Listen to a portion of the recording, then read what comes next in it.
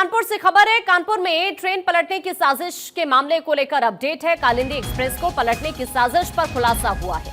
साजिश के पीछे आतंकी संगठन का शक है। आईएसआईएस के खुरासान मॉड्यूल ने साजिश रची थी। सूत्रों के हवाले से ये अहम जानकारी मिल रही है। इस पूरे मामले को लेकर आपने देखा कि किस तरह से कानपुर के अंदर ट्रेन पलटाने की साजिश की गई और अब इस पूरे मामले को लेकर चूंकि 10 लोगों को पहले हिरासत में लिया जा चुका है। 5 टीमें हैं जो इस पूरे मामले में जांच पड़ताल कर रही हैं, लेकिन अब इस मामले को लेकर एक अहम खुलासा हुआ है।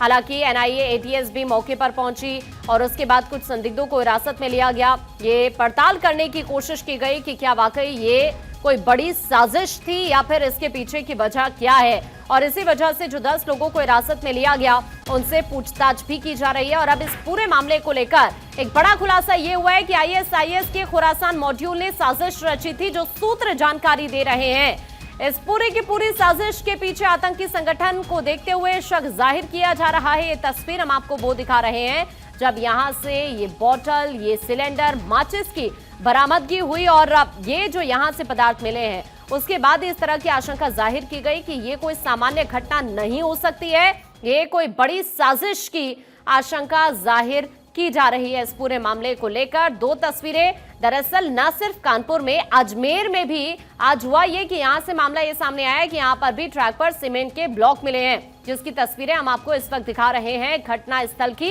एक बड़ा हादसा यहां पर होने से टल गया है। जो दूसरी तस्वीर है वो हम आपको कल की दिखा रहे हैं। कल कुछ ऐसा ही हुआ कानपुर के अंदर, तो उत्तर प्रदेश से भी ऐसी खबर सामने आई और उसके अलावा आप आज अजमेर की तस्वीर भी देख रहे हैं। हालांकि यहां ड्राइवर की जो लोको पायलट है, लोको पायलट की सूझबूझ की वजह से ही ये दोनों बड़े हादसे जरूर टल गए हैं। कल भी ऐसा ही हुआ था और आज अजमेर में भी ऐसा ही देखने को मिला है। यहां पर भी कुछ इसी तरह की साजिश रची गई है। अब अजमेर को लेकर भी जांच पड़ताल की जा रही है कि आखिरकार इस तरह की दोनों घटनाएं सेम वक्त में कैसे हो सकती हैं।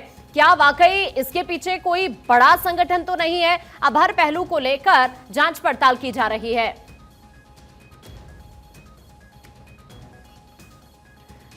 कानपुर में ट्रेन पलटने की साजिश के मामले में एक और अपडेट है। अभी तक 12 लोगों को हिरासत में लिया जा चुका है। सभी संदिग्ध लोगों से पूछताछ की जा रही है।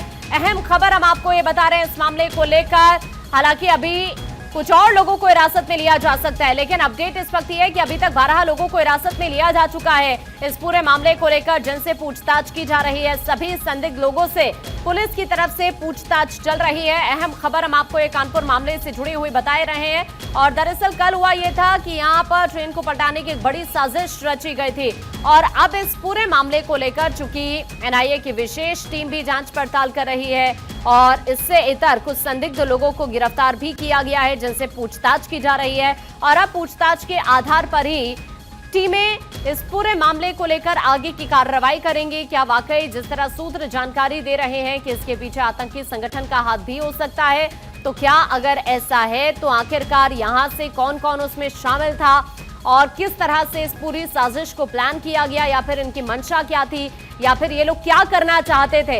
ये तमाम वो सवाल हैं जिनका जवाब अभी मिलना बाकी है इस पूरे मामले को लेकर। और इसीलिए एक तरफ लोगों को लगातार हिरासत में लिया जा रहा है, जो संदिग्ध हैं उनसे पूछताछ की जा रही है। और इस वक्त हमारे सहयोगी शिवराज कानपुर से हमारे साथ जुड़ रहे हैं। सीधा रुक कर लेते हैं। शिवराज, 12 लोगों को अभी तक हिरासत में लिया जा चुका है, क्या अपडेट है इस पूरे मामले को लेकर, कार्रवाई को लेकर? जी देखिए, जिस प्रकार से एटीएस और लगातार जो एसआईटी की टीम गठित की गई है, लगातार संदिग्ध लोगों को कानपुर से लेकर लखनऊ तक गिरफ्तारियां हुई हैं। वहीं कन्नौज कनेक्शन भी देखा जा रहा है। कन्नौज में जो स्वीट भंडार पर जहां से डब्बा आया था जिसमें माचिस रखी हुई थी और बारूद रखे हुए थे, उस मिठाई के जो सीडीआर डीवीआर है उसको अपने अंडर में लेके वहां पर चेक किया जा रहा है कि कौन वो डब्बा लेकर गया था। जिस प्रकार से घटना को अंजाम देने की साजिश की गई थी, उसको बिल्कुल ये नहीं कहा जा सकता कि आतंकी संगठन नहीं हो सकते। बिल्कुल जो सूत्र बता रहे हैं, कहीं ना कहीं जिस प्रकार की तैयारियां थी, गैस सिलेंडर की बात की जाए या पेट्रोल बम की बात की जाए या फिर बारूद की बात की जाए जो व्हाइट बैग में था, तो ये सारी चीजें जो साफ इशारा कर रही है। ग्राउंड जीरो पर हम लोगों ने जब रिपोर्टिंग कर रहे थे तो उस वक्त भी हम लोगों ने देखा जो वहां पर एरिया है, जो आसपास के काफी दूर तक जंगल टाइप का एरिया है, सुनसान है, वहां पर कैमरे भी नहीं है। तो ऐसे में कहीं ना कहीं पूरी प्रॉपर तैयारी की गई थी कि वहां पर सीसीटीवी कैमरे नहीं होंगे और कोई भी आने जाने वाला नहीं होगा। संदिग्ध ऐसी जगह है जहां पर कोई पुलिस या किसी भी लोगों से बचा जा सके, नजरों से बच के इस घटना को अंजाम दिया जा सके। कहीं ना कहीं ट्रेन को उड़ाने की साजिश थी, वो नाकामयाब हुई है, लेकिन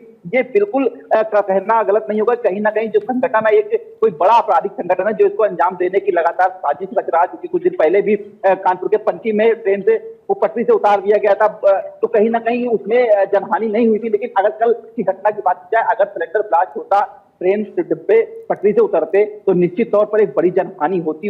जो प्लानिंग थी वो नाकामयाब रही। लेकिन अगर बात तो ये है, जैसा आप भी जिक्र कर रहे हैं कि कोई आतंकी संगठन भी इसके पीछे हो सकता है, जिस तरह से यहाँ पर बरामदगी हुई है कई चीजों की। लेकिन सवाल तो इस बात का भी है ना कि इनकी हेल्प कौन कर रहा था, यहाँ पर कौन कौन इसमें शामिल है, क्योंकि बिना स्थानीय लोगों की मदद के इतनी सारी चीजें पॉसिबल नहीं है। जी बिल्कुल, इस एंगल पर पुलिस जांच कर रही है। आपको बता दें कि जमात के कुछ लोगों को भी पुलिस ने उठाया है और ऐसा अनुमान लगाया जा रहा है कि ऐसा तो नहीं जमात के भेष में आकर यहाँ पर जो आसपास की मस्जिद रही हो या वहां पर रुके हों, जिसके चक्कर में इस घटना को अंजाम देने के लिए साजिश रची गई हो, उसकी भी जांच की जा रही है। जो आसपास के मस्जिद है जहाँ पर जमाती लोग रुके हुए हैं और जो यहाँ से रात में निकले हैं लखनऊ के लिए, लखनऊ की टीमों ने उठाया है, वहाँ आसपास ग्रामीण क्षेत्रों में लगातार पूछताछ की जा रही है कि अनजान लोग कोई नजर आए हो या किसी प्रकार की ऐसी एक्टिविटी देखने को मिली हो जो शक के दायरे में आते हो, तो वो लगातार पूछताछ कर रही है पुलिस। और एटीएस के लोग लगातार वहां पर मौजूद हैं। आसपास के गांव में एलआईयू पूरी एक्टिव कर दी गई है। लगातार कई टीमें एलआईयू से लेके पुलिस विभाग से लेके एटीएस तक की कई टीमें अलग अलग काम कर रही हैं। अगर कल की बात की जाए तो डॉग स्क्वाड जिस प्रकार घटनास्थल पर आया था और वहां से वो हाईवे तक गया, तो कहीं ना कहीं ये इशारा कर रहे हैं कि जो घटना को अंजाम देने वाले थे वो घटना के स्थल से चलकर हाईवे गए हैं। और हाईवे से क्योंकि दो रास्ते हैं, एक कन्नौज की तरफ जाता है, एक कानपुर की तरफ आता है, तो कहीं ना कहीं अब उसके बाद वो किधर गए इसका तो अभी जानकारी नहीं हो पाई। लेकिन जो शिवराज, एक बात बताइए, जो 12 लोगों को हिरासत में लिया गया है, क्या ये सभी लोग कानपुर के ही रहने वाले हैं क्या, या फिर किसी अन्य जिले से भी ताल्लुक रखते हैं? जी देखिए, कुछ लोग लोकल के जो पुराने क्रिमिनल हैं उनको हिरासत में दिया गया है। कुछ ऐसा कहा जा रहा है कि जमात में आए हुए लोग थे जिनको हिरासत में दिया गया है। हालांकि पुलिस के तौर से अभी पुष्टि नहीं की गई है कि वो लोग कहाँ के रहने वाले, लेकिन हाँ कुछ लोग जो लोकल के थे, क्रिमिनल एक्टिविटी में एक्टिव रहते थे, उनको गिरफ्तारी की गई है, उनसे पूछताछ की जा रही है। यानी पूछताछ का सिलसिला लगातार चल रहा है। शिवराज लगातार जानकारी देखिए वहां से साझा कर रहे हैं।